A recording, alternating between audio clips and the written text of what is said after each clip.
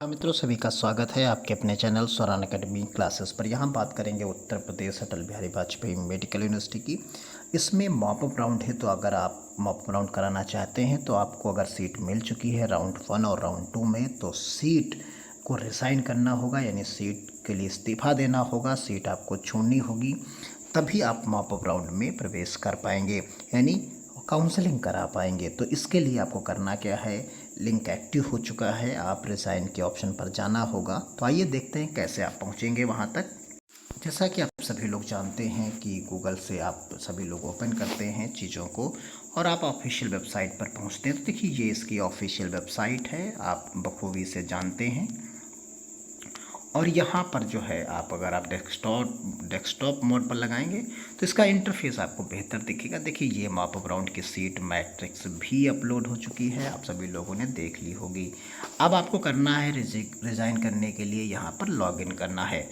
Login करने के लिए आपको अपनी लॉगिन आईडी और पासवर्ड की ज़रूरत होती है। ये इस तरीके से आप रजिस्ट्रेशन नंबर, आईडी और पासवर्ड भरिए और लॉगिन कर दीजिए।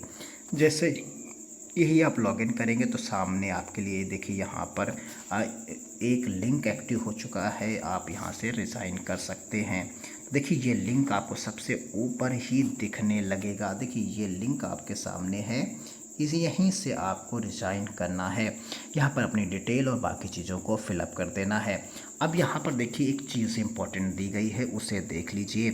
सबसे इम्पोर्टेंट यहाँ पर जो चीज़ प्रोवाइड कराई गई है, देखिए यहाँ पर आपको ध्यान से पढ़ना है चीज़ों को। देखिए, इस जगह पर जो दिया गया, हमने जो बॉक्स में बंद कर दिया, उसे आप पढ़ लीजिए।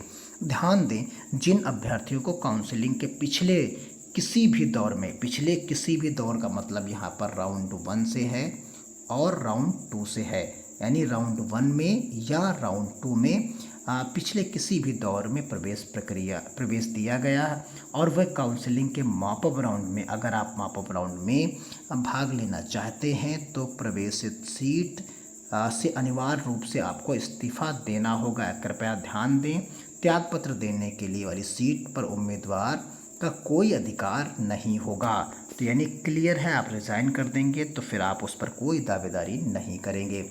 उसने कहा कि किसी भी, यानी चाहे राउंड 1 में या राउंड 2 में कोई भी सीट अगर अलॉट हो गई है आपको, तो आप उसे रिज़ाइन कर सकते हैं इस पर्टिकुलर लिंक के माध्यम से। तो यहाँ पर आपको आना है, इसे टिक करना है, जो डिटेल आपको यहाँ पर मांगी जाए उस डिटेल को आपको फिलअप कर देनी है और सबमिट कर देना है। वो सीट आपकी स्वतः ही छूट जाएगी। तो यानी वो सीट आपकी चली जाएगी, फिर आप नए सिरे से मॉपअप राउंड में पार्टिसिपेट कर पाएंगे। क्लियर है, आप चीज़ों को समझ गए होंगे।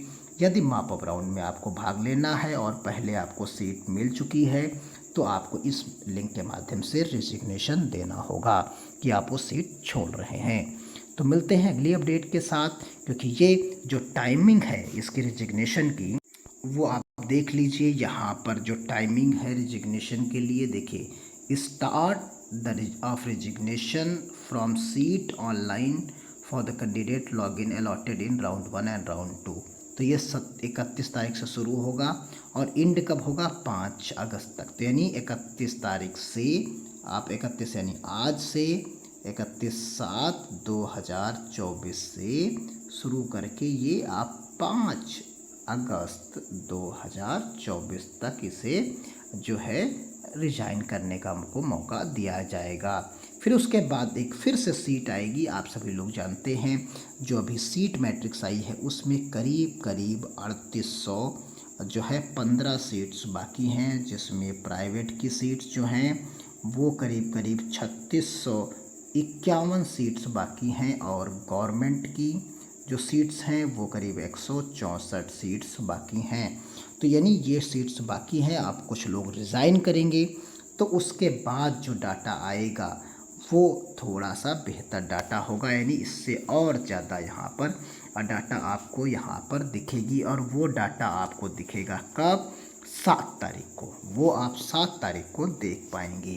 यानी जो रिज़ाइन के बाद जो सीट मैट्रिक्स आएगी वो इस 3800 सीट से बढ़ी हुई सीट से प्लस आएगा। वो कितना बढ़ता है वो 7 तारीख को पता चलेगा। तो मिलते हैं अगली अपडेट के साथ, तब तक के लिए धन्यवाद। जय हिंद, जय भारत।